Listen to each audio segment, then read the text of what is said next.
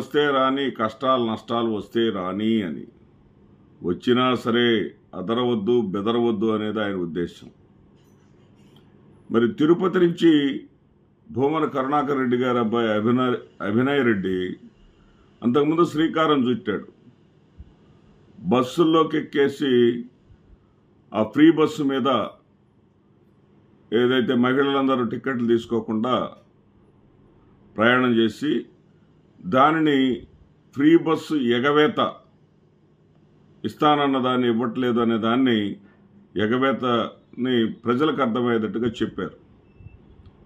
ఆ చెప్పడంలో ఆయన 100% సక్సెస్ అయ్యాడు. అప్పుడు మనం ఒక వీడియోలో కూడా చెప్పుకున్నాం, తిరుపతి నుంచే తిరుగుబాటు మొదలని. ఆ వీడియో కూడా వేలల్లో వెళ్ళింది.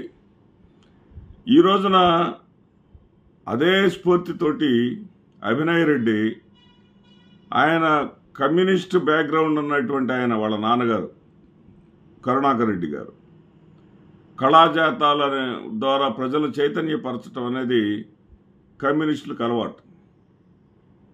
మరి నేను కూడా చదువుకునే రోజుల్లో ఎస్ఎఫ్ఐలో ఆర్గనైజేషన్లో ఉండేవాడిని. ఈ కమ్యూనిస్టు భావజాలంతోనే ఉండేవాడిని. మరి ఆ భావజాలాన్ని పుణికిపుచ్చుకున్నాడేమో అభినయ్ రెడ్డి వీధి నాటకాన్ని ప్రదర్శించారు. అఫ్కోర్స్ దీన్ని తెగింపు అనాల. ఒకవైపున తెలుగుదేశం పార్టీ అధికారంలోకి వచ్చాక అడ్డగోలుగా అక్రమ అరెస్టులు, కొంతమంది సోషల్ మీడియా వాళ్ళని వైఎస్ఆర్సీపీకి చురుగ్గా పనిచేసేటటువంటి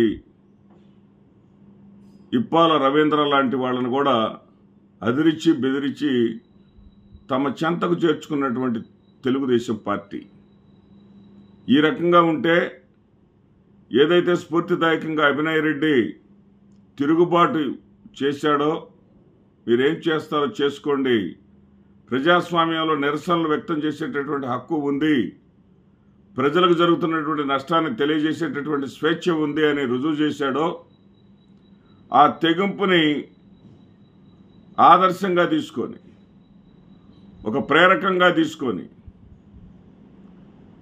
జరిగినటువంటి స్థానిక సంస్థల ఎన్నికల్లో వైఎస్ఆర్సీపీ స్థానిక నేతలు ప్రభుత్వం మీద, తెలుగుదేశం పార్టీ మీద తిరుగుబాటే చేశారు. దాని ఫలితంగానే కూటమి 11 స్థానాలకు పరిమితమై 39 స్థానాల్ని వైఎస్ఆర్సీపీ కైవసం చేసుకుంది. ఇందులో సృజన లాంటి మహిళా ఎంపీటీసీలు చూపించినటువంటి తెగింపును మనం చూసాం. మరి దానిని కొనసాగించాలనుకున్నారేమో భూమన అభినయ్ రెడ్డి నిన్న వీధి నాటకాన్ని ఒకదాన్ని వేశారు. ఆ వీధి నాటకంలో ఆయన చెప్పింది ఏంటంటే, చంద్రబాబు నాయుడు గారికి నిజం చెప్పటం రాదు, నిజం చెబితే తల 1000 ముక్కలై పగులుతుందని మునిశాపం ఆయనకుంది, అబద్ధాలు చెప్పి అడ్డదారిలో అధికారంలోకి వచ్చాడు, అడ్డదారిలో అధికారంలోకి వచ్చినటువంటి చంద్రబాబు నాయుడు గారు తనని ప్రశ్నిస్తాను, ప్రజల తరపున ఉంటాను అన్నటువంటి పవన్ కళ్యాణ్ని, నువ్వు ప్రజల తరపున ఉంటే కుదరదు, నువ్వు నేను ఏది చెబితే డూడు బసవన్నలాగా తల ఊపే విధంగా ఉండాలి అని అతన్ని తయారు చేసిన విధానం కానివ్వండి, తన కొడుకు ఏదైతే సూపర్ 6 హామీలన్నీ మేము లెక్కలు వేసుకొనే, చంద్రబాబు నాయుడు గారి అనుభవంతో లెక్కలు వేసుకొనే మేము ప్రజలకు హామీ ఇచ్చాం, జగన్మోహన్ రెడ్డి గారు ఇచ్చేటటువంటి 2 సాదా చీరలే కాదు, 2 సాదా చీరలతో పాటు ఒక పట్టు చీర కూడా ఇస్తామని చెప్పేసి మహిళలను మోసం చేసినటువంటి లోకేష్ని వదిలిపెట్టలేదు. ఆయన ప్రదర్శించినటువంటి ఈ యొక్క వీధి నాటకం రాష్ట్రమంతా కూడా ప్రజలను ఆకర్షించింది. ఆ వీధి నాటకాన్ని ఈ వీడియో చివరిలో మీరు చూడవచ్చు. అయితే ఈ విధంగా తెగించినటువంటి వైఎస్ఆర్సీపీ నేతల పైన మరి చంద్రబాబు నాయుడు గారి ప్రభుత్వం మిన్నకుంటుందా లేదా వీళ్ళ మీద చర్యలు తీసుకుంటుందా అనేది వేచి చూద్దాం. నమస్తే. కన్నీటికి పాలు చేస్తుందో, రైతు ఎంతకి ఇబ్బందులు పడుతున్నాడో, రైతు మనోగతం ఎలా ఉందో ఒక్కసారి చూద్దాం. చంద్రబాబు గారు పెట్టుబడి సాయం చేస్తానని చెప్పి ఎత్తుబడి చేస్తున్నాడు. అదేవిధంగా స్మార్ట్ మీటర్ల పేరుతో మమ్మల్ని చావుబారుతున్నాడు. అధికారం దక్కిందంటే మనకు పవర్ బిల్ పెరిగిందని అర్థం. ఈ విధంగా కరెంట్ ఛార్జీలు పెంచడం వల్ల, గిట్టుబాటు ధర లేకపోవడం వల్ల నేను ఈ వ్యవసాయం చేయలేకపోతున్నాను. ఈ సమస్యకు నాకు చావే పరిష్కారం. కూటమి అంటేనే కాలకూట విషం, మోసం, ద్రోహం, ఇదంతా మార్పు రావాలి, మార్చాలి. దీనికి మనమేం చేయాలి?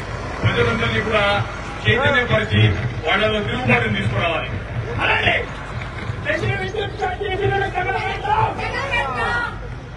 గ్యాపింగ్ మధ్యలో గ్యాపింగ్ హరి పెద్ద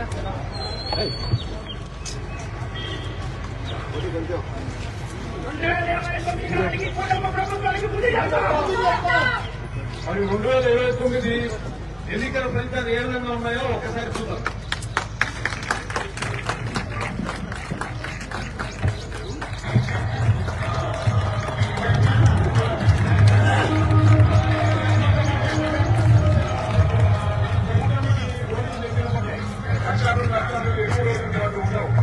వచ్చేది మనమే, చేసేది జనమే.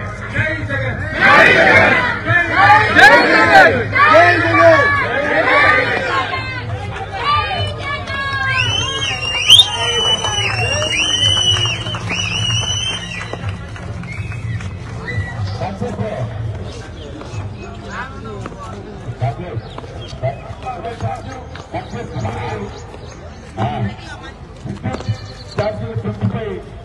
ప్రభుత్వం ఎంత దార్శికంగా ఉందో, వ్యవహరిస్తుందో దానికి నిరసనగా వైఎస్ఆర్ కాంగ్రెస్ పార్టీ తిరుపతి శాఖ ఈరోజు ప్రదర్శించిన వీధి నాటకాన్ని చూసినందుకు మీ అందరికీ మరోసారి ధన్యవాదాలు తెలియజేసుకుంటున్నాం. Thank you.